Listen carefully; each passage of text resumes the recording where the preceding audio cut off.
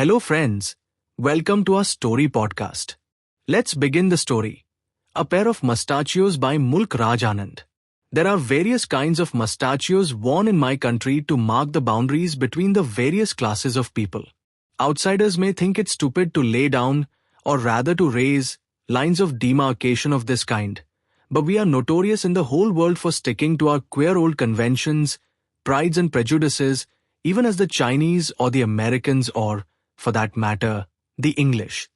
And, at any rate, some people may think it easier and more convenient to wear permanent boundary lines, like mustachios, which only need a smear of grease to keep them bright and shiny, rather than to wear frock coats, striped trousers and top hats, which constantly need to be laundered and dry cleaned, and the maintenance of which is already leading to the bankruptcy of the European ruling classes. With them clothes make the man, but, to us, mustachios make the man. So we prefer the various styles of mustachios to mark the differences between the classes. And very unique and poetical symbols they are too. For instance, there is the famous lime mustache, the fearsome upstanding symbol of that great order of resplendent Rajas, Maharajas, Nawabs and English army generals who are so well known for their devotion to the King Emperor. Then there is the tiger mustache, the uncanny, several-pointed mustache worn by the unbending, unchanging survivals from the ranks of the feudal gentry who have nothing left but pride in their greatness and a few mementos of past glory, scrolls of honor granted by the former emperors, a few gold trinkets, heirlooms and bits of land. Next there is the goat mustache, a rather unsure brand, worn by the nouveau riche, the new commercial bourgeoisie and the shopkeeper class who somehow don't belong. An indifferent, thin little line of a mustache, worn so that its tips can be turned up or down as the occasion demands. A show of power to some coolie or humility to a prosperous client.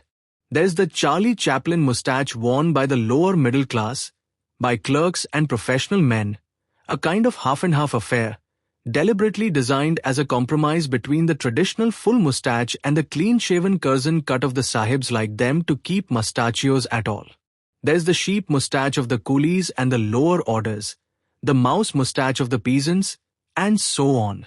In fact, there are endless styles of mustachios, all appropriate to the wearers and indicative of the various orders, as rigorously adhered to as if they had all been patented by the Government of India or had been sanctioned by special appointment with His Majesty, the King, or Her Majesty, the Queen.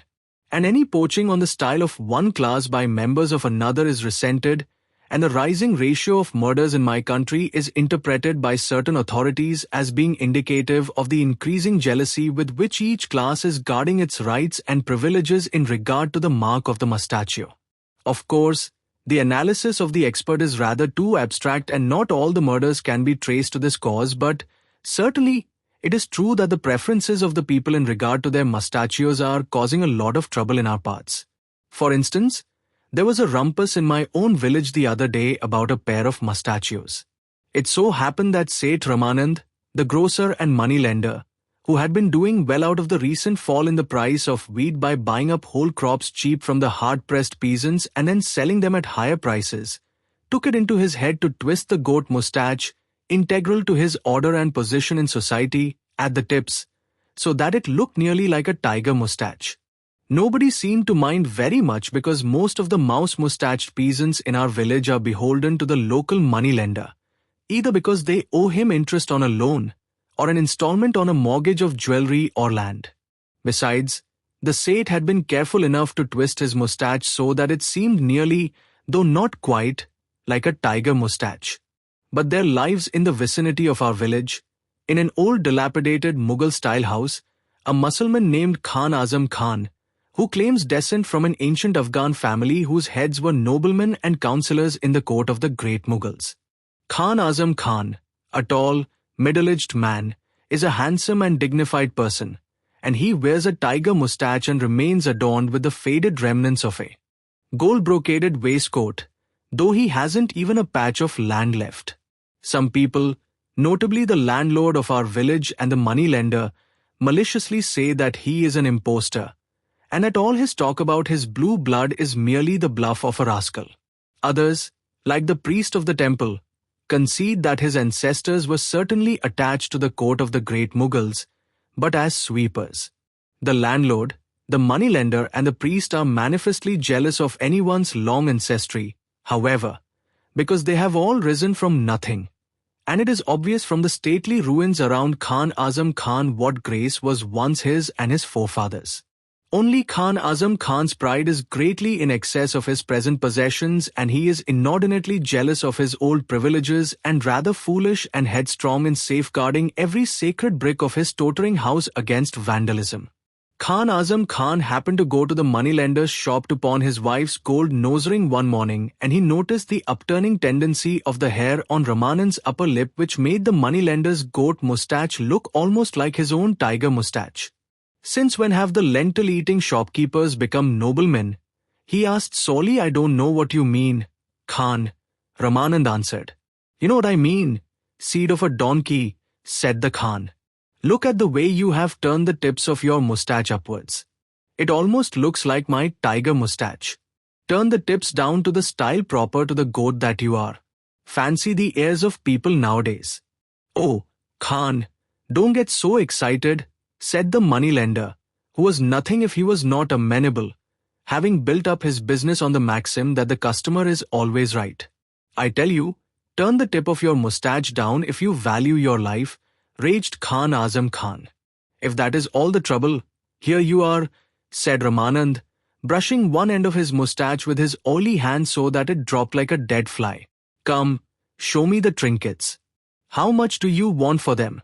Now that Khan Azam Khan's pride was appeased, he was like soft wax in the merchant's sure hand. His need, and the need of his family, for food was great, and he humbly accepted the value which the moneylender put on his wife's nose ring. But as he was departing, after negotiating his business, he noticed that though one end of the moneylender's moustache had come down at his behest, the other end was still up. "A strange trick you have played on me, you swine," the Khan said. "I have paid you the best value for your trinket, Khan, that any moneylender will pay in these parts," he said, "especially in these days when the sarkars of the whole world are threatening to go off the gold standard."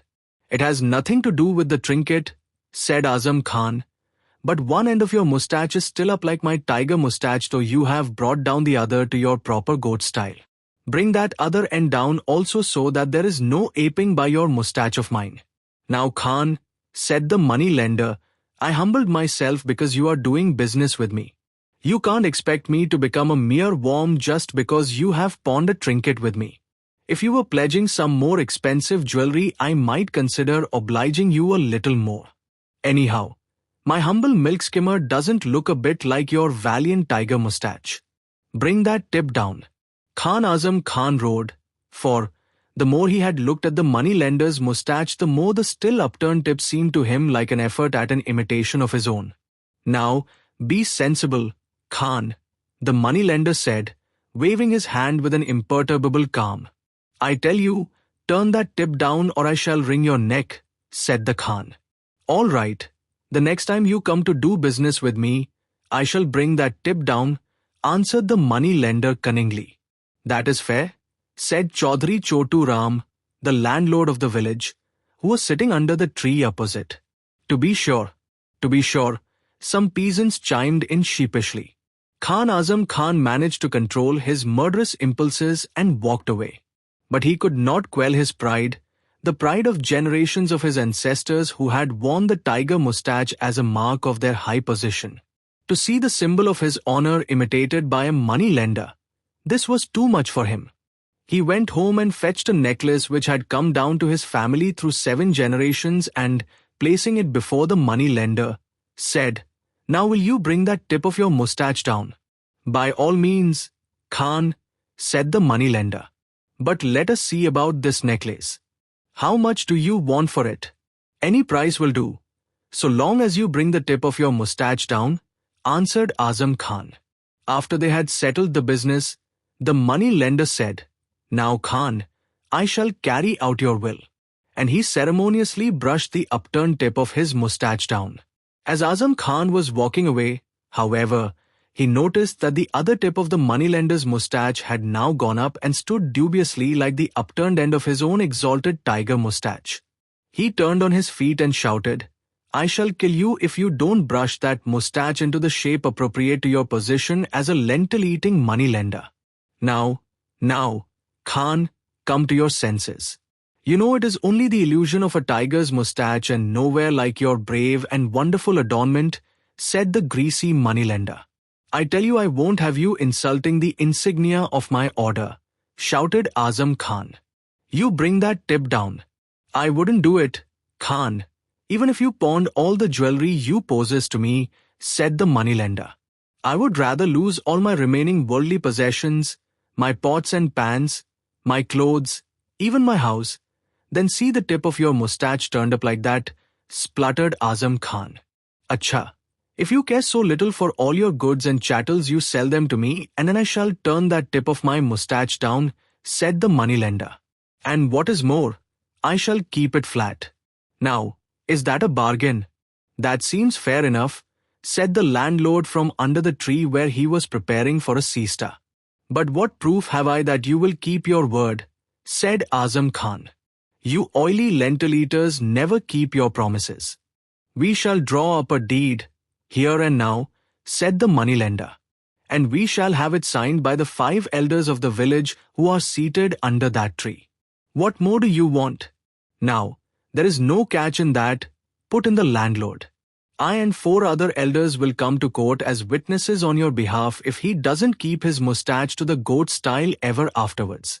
I shall excommunicate him from religion if he doesn't keep his word," added the priest, who had arrived on the scene on hearing the hubbub. "Acha," agreed Azam Khan, and he forthwith had a deed prepared by the petition writer of the village, who sat smoking his hubble-bubble under the tree. And this document, transferring all his household goods and chattels, was signed in the presence of the 5 elders of the village and sealed. And the moneylender forthwith brought both tips of his mustache down and kept them glued in the goat style appropriate to his order. Only, as soon as Khan Azam Khan's back was turned, he muttered to the peasants seated nearby, "My father was a sultan."